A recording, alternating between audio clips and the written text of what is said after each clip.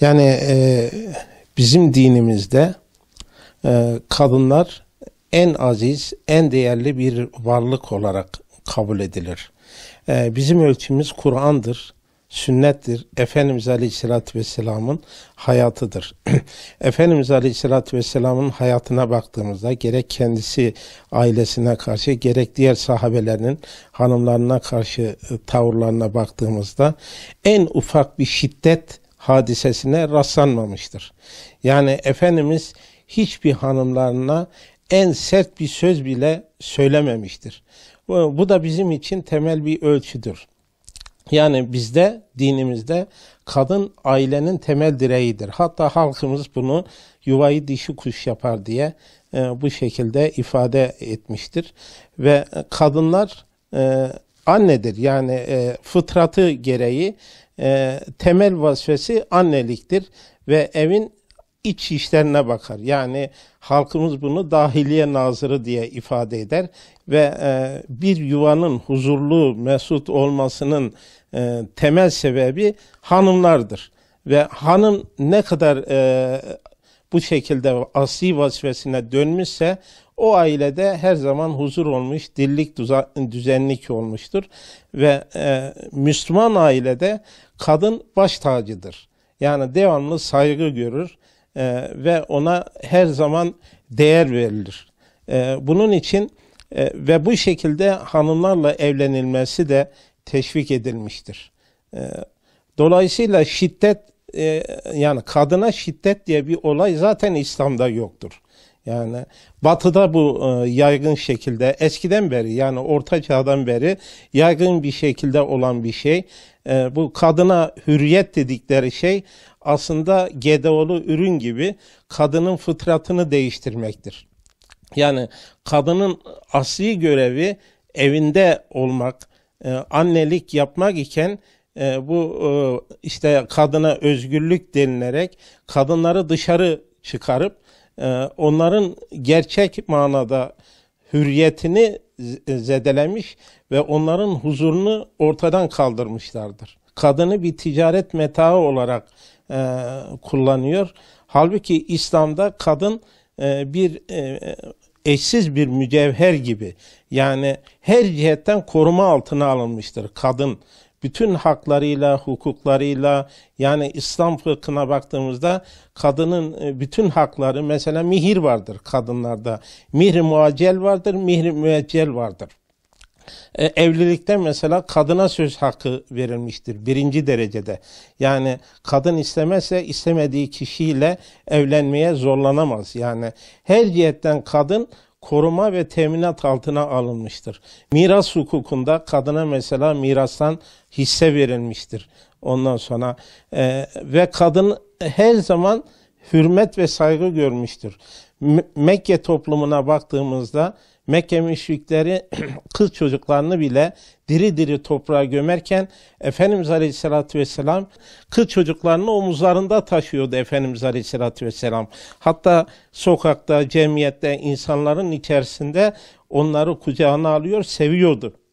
Ki o toplum için yadırganacak bir durumdu. Yani Efendimiz Aleyhisselatü Vesselam'ın İslam'ın ilanıyla birlikte yıktığı cahiliye adetlerinden birincisi budur. Yani kadına değer vermeme işi bir defa ayağının altına alıp çiğnemiştir ve kadınlara, kızlara, kız çocuklarına değer vermiştir. Hatta mesela 2 kız çocuğu olup da yetiştirenin cennetlik olduğunu müjdelemiştir. Efendimiz Aleyhisselatü Vesselam bu hususta da hem ümmete hem bütün insanlığa örnek olmuştur. Yani kız çocuklarına ve kadınlara değer vermekte. Yani kadınlara gerçek değeri İslam vermiştir. Batı toplumu ancak kadını istismar etmiş ve bunun ancak edebiyatını yapmış, propagandasını yapmış, gerçek manada perdenin gerisinde ise kadınları rencide etmiştir. Kadınları asli yaratılış gayesinin dışına çıkararak sokaklarda böyle kolayca istismar etmenin önüne, yani arenada canavarın önüne atılan şeyler gibi, yem gibi, adeta aslanların önüne atılan gladyatörler gibi ve aileler mahvolmuştur. Bugün Avrupa'da aile müessesesi bütünüyle çökmüş durumdadır ve şu anda ağlanacak bir durumdur ki ülkemiz de aynı sıkıntıyı yaşamaktadır. Kadını bir tahrip vasıtası gibi kullanmak istiyor. Yani bir devletin de asıl temeli ailelere dayanır. Aile müessesesi çöktü mü Allah muhafaza devlet de çökmeye başlamış demektir. Bunun için aileler hedef alınmış ve ailelerde de aileyi yıkmak için kadın unsuru hedef alınmış ve kadınlara deniliyor ki sizi biz koruyacağız. Yani en ufak bir harekette, bir uyuşmazlıkta bize gelin. Kocanızdan ayrılın, bize gelin veya karakola müracaat edin vesaire. Bu dehşetli bir sıkıntı meydana getirmiş. Yani bizim eskiden beri bir aile geleneğimiz var, örfümüz var, anneannemiz var. Ama bu karı kocadır. Yani yarım saat sonra, 15 dakika sonra, bir saat sonra barışırlar, tekrar yaparlar. Bu aleniyete döküldüğü zaman, bu resmileştiği zaman, karakola, mahkemelere döküldüğü zaman artık yani arada iyileştirilemeyecek bir durum meydana geliyor ve gitgide sıkıntı büyüyor ve neticede aileler parçalanıyor maalesef. Yani şu anda Türkiye'de, ülkemizde böyle bir durum var ve bu çok endişe verici bir şey. Yani asıl olan nedir? Asıl olan İşte az önce bahsettiğimiz İslamiyet'in ortaya koyduğu, Efendimizin Aleyhisselatü Vesselam'ın yaşadığı güzelliği, bunu yaşamak ve bunu gündeme getirmek. Yani bizim aile müessesemiz, yani Osmanlı devrinden beri, daha önceki devrelerden beri böyle kuvvetli bir yapısı var. Yani dedeli, nineli, torunlu, ondan sonra akrabayı taallukatla geniş bir aile müessesemiz var. Sonra bizde evlilikler belli bir vakte kadar değil, ölünceye kadar da değil. Yani Hristiyanlıkta, Yahudilikte, diğer şeylerde hani ölünceye kadar denilir. Onun da edebiyatı yapılıyor ama bizde ölünceye kadar değil, ebediyete kadar. Yani öldükten sonra da ahirette, cennette yine karı koca birbirinin eşidir, bir ailedir. Dolayısıyla erkek hanımını ebedi bir eş olarak kabul eder. Hanım da erkeğini ebedi bir eş olarak kabul eder.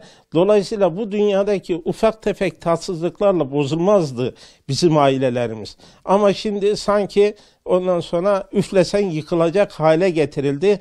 Bunun sebebi de işte o Batı'nın yaptığı propaganda ve yanlış uygulanan aile politikaları.